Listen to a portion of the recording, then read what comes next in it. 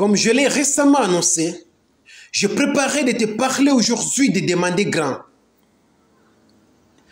Retenez que lorsque Dieu a établi le plan de votre vie, il n'a pas simplement mis ce dont vous aurez besoin pour survivre, pour en dire. Non. Il a mis beaucoup que ça. Il a mis plus qu'assez. C'est un Dieu d'abondance, un Dieu de bénédiction, un Dieu qui nous donne toujours beaucoup que ce qu'on attendait de lui, un Dieu qui nous donne toujours beaucoup que ce qu'on lui a demandé. Et nous voyons tout cela à travers les Écritures, dans Matthieu chapitre 14, verset 13 jusqu'à 21. Quand Jésus a multiplié les 5 pains et 2 poissons, après que des milliers de personnes aient mangé, il est resté 12 paniers pleins. Et ce qui est intéressant ici, c'est qu'ils avaient déjà compté les gens. Ceux qui avaient mangé selon la Bible étaient au nombre de 5000 hommes. La Bible nous dit que sans compter les femmes et les enfants. Ça veut dire que Jésus savait bien les nombres. Jésus savait bien combien il y en avait dans la foule ces jours-là. Alors s'il voulait être exact ou s'il voulait répondre exactement selon la demande de la foule, en se limitant au nombre de gens qui constituaient cette foule, il aurait pu le faire, mais il n'y aurait pas de reste. Mais intentionnellement, délibérément, il a fait plus qu'assez. Il a donné beaucoup que ce qu'ils attendaient de lui. Il a fait exprès. Voilà le Dieu que nous servons. C'est ça le Dieu que nous servons. Le Dieu qui nous donne toujours beaucoup que ce qu'on lui a demandé. Le Dieu qui nous réserve toujours le meilleur. Le Dieu qui nous garde toujours beaucoup par rapport à ce qu'il nous a donné dans le passé. Le Dieu des surprises. Le Dieu qui nous donne toujours beaucoup que ce qu'on lui a demandé ou que ce qu'on attendait de lui.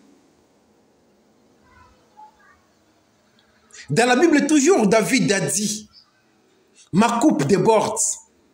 Il avait une abondance plus qu'il en avait besoin. Oui, nous devrions remercier Dieu que nos besoins soient satisfaits. Nous devrions être reconnaissants d'en avoir assez. Mais ne vous y installez pas. N'y restez pas. Ne restez pas à ce niveau-là. Ne prenez pas ça comme votre zone de confort. Ce n'est pas ton destin. Car le Dieu qui vous a donné ça est un Dieu de plus qu'assez. Il peut nous donner encore beaucoup que ce qu'il nous a donné. Dieu veut que vous ayez un niveau élevé. Il veut que vous ayez une abondance, afin que vous puissiez être une bénédiction pour ceux qui vous entourent. Et c'est là que les Israélites l'ont raté. Ils étaient en esclavage depuis tant d'années, qu'ils se sont conditionnés à ne pas en avoir assez, à se débrouiller à peine. Et quand Pharaon s'est énervé contre Moïse, il a dit à ses contremaîtres de demander aux Israélites de fabriquer la même quantité de briques sans que le foin et la paille ne leur soient fournis. Mais Pharaon voulait que les Israélites, que les esclaves fabriquent la même quantité de briques alors qu'il n'a pas fourni le foin et la paille à ses esclaves, à ses Israélites. Maintenant, je suis sûr que les Israélites ont commencé à prier, ils ont commencé à se plaindre, ils ont commencé à crier, ils ont commencé à dire: oh Dieu, s'il vous plaît, aide-nous à faire nos quotas. Dieu, s'il vous plaît, aide-nous à trouver ces fournitures dont nous avons besoin. Ils ont prié à partir d'une mentalité d'esclave, d'un état d'esprit limité. Au lieu de demander à être libérés de leurs oppresseurs, ils demandaient à devenir des meilleurs esclaves et rester dans l'esclavage. Ils se sentaient déjà à l'aise dans l'esclavage. C'est comme s'ils prenaient déjà l'esclavage comme leur zone de confort. C'est comme s'ils n'étaient pas conscients de ce qu'ils vivaient, de la galère qu'ils vivaient. Ils n'étaient plus conscients qu'ils étaient des esclaves, qui devraient retrouver la liberté. Au lieu de prier pour ce que Dieu leur a promis, la terre qui coule de lait et de miel, ils ont prié pour que Dieu les aide à mieux fonctionner dans leur dysfonctionnement. Une mauvaise prière. Demandez-vous aujourd'hui de devenir un meilleur esclave? Ou demandez-vous une vie abondante, débordante, plus qu'assez que Dieu a pour vous ou que Dieu vous a donné? Dieu dit que vous devez régner dans la vie, que vous êtes bénis et que vous ne pouvez pas être maudits, que tout ce que vous touchez prospérera et réussira. Voilà pourquoi vous ne devez pas prier, pas pour survivre, pas pour en tirer. Osez demander grand. Demandez ce que Dieu vous a promis. Demandez vos rêves.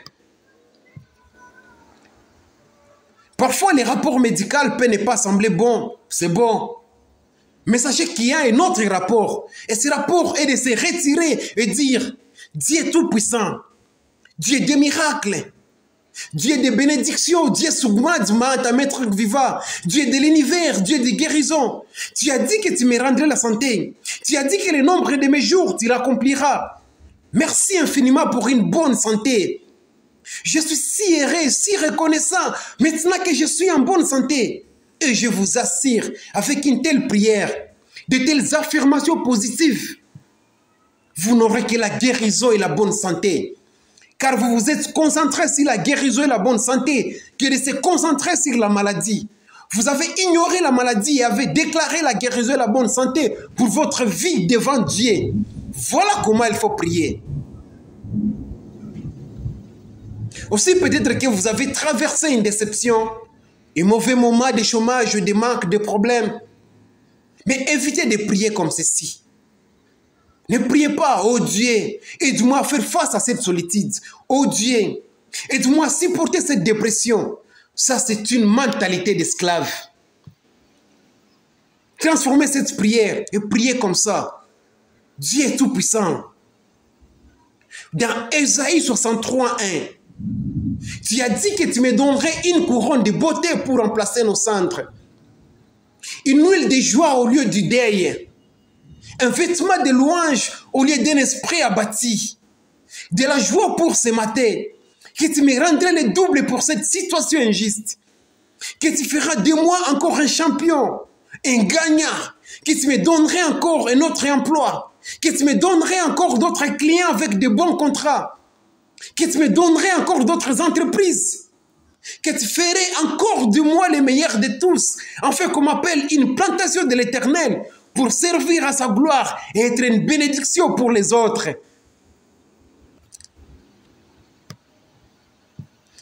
Parfois aussi, votre rêve peut sembler impossible. Vous ne voyez pas comment cela pourrait fonctionner. Et là, vous commencez à vous dire, Dieu, tu as dit que tes bénédictions me chasseraient, que je suis entouré de faveurs, que la bonté et la miséricorde me suivent, que tu me donnerais les désirs de mon cœur. Là, vous limitez Dieu.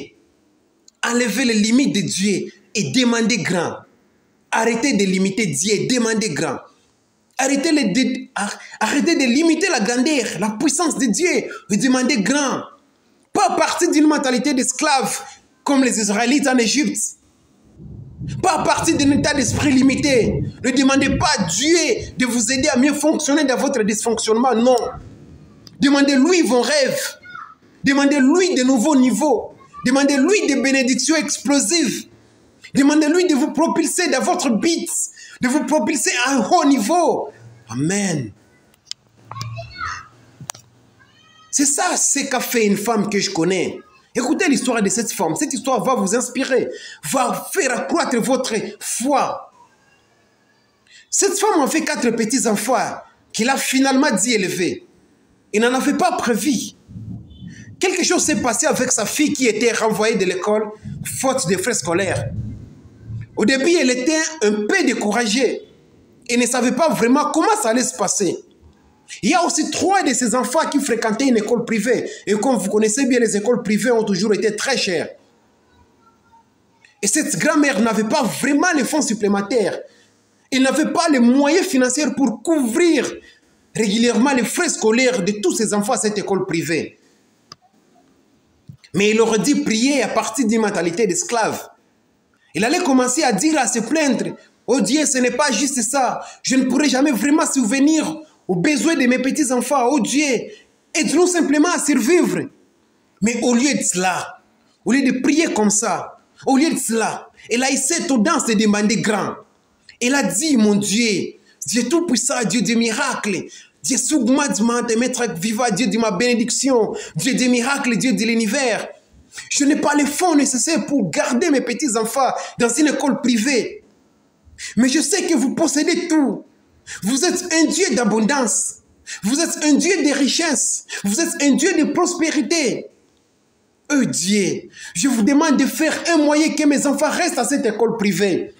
Même si je ne vois pas comment cela pourrait arriver. Alors, Elle devait à cette école une petite somme pour terminer cette première année. La femme est allée à l'école pour payer. Arrivée dans les bureaux de la perception, la secrétaire a commencé à chercher ce dossier sur l'ordinateur. Et la secrétaire a dit, non, vous ne devez rien à notre école. Tout est payé. Tout est payé. Elle a dit, cette femme a dit, mais non, cela n'est pas possible, c'est impossible. Mais j'ai l'annonce, j'ai la facture ici devant moi. Cela dit que je dois se monter à l'école. La secrétaire a tourné le moniteur vers la femme. La secrétaire a tourné la machine vers la femme, l'ordinateur. Il a tourné l'ordinateur vers la femme. A montré la femme et a dit à la femme, non madame, regardez, il est dit ici que même les frais de scolarité de ces 3 enfants ont été payés, non seulement pour le reste de l'année, mais tout au long de la 8e année.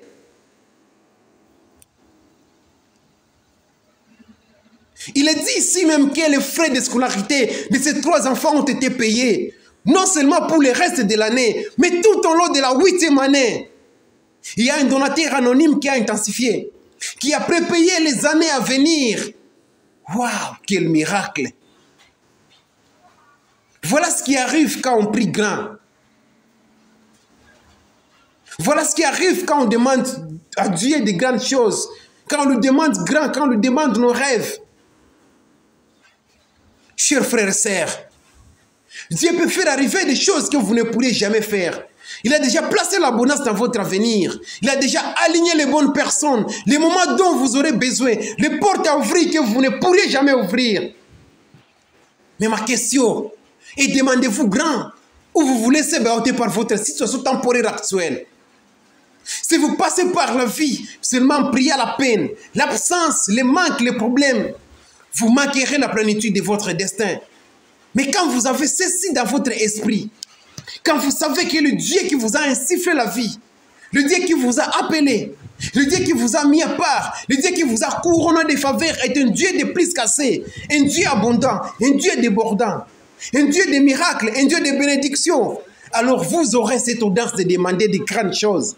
Non seulement pour gérer la dépendance, non seulement pour gérer la dépendance, mais pour être libéré de la dépendance, non seulement pour payer vos factures, mais pour être totalement hors de vos dettes, afin que vous puissiez être une bénédiction pour les autres. Non simplement pour voir votre enfant revenir sur la bonne voie, mais pour que Dieu l'utilise pour faire sa marque dans cette génération. Demandez grand, demandez vos rêves à Dieu. Merci de nous avoir écoutés.